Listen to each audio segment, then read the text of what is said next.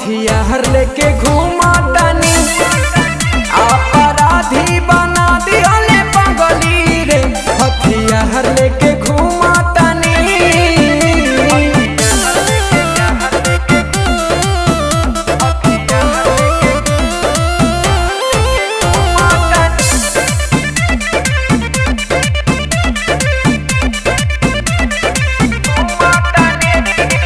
नइखे प्यार तोरा से पाल जानी भरम छौआ मर्डर तोर भतारे के करम।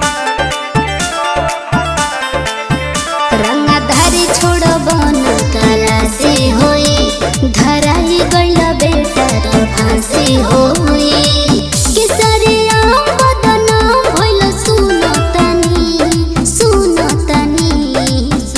अपराधी बना दिहले पगली रे।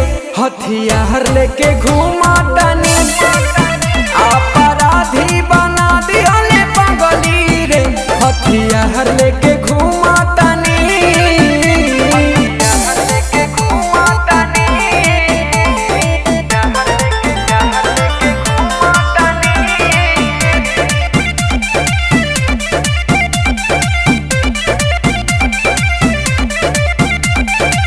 बनी गई डॉन बोलू अब कौन बोली जे आई पीछे चली वो करो पगोली।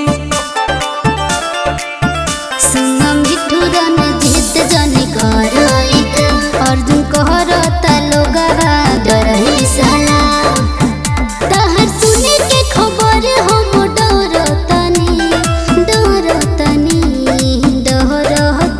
अपराधी बना दिहले पगली रे। हथियार लेके घूम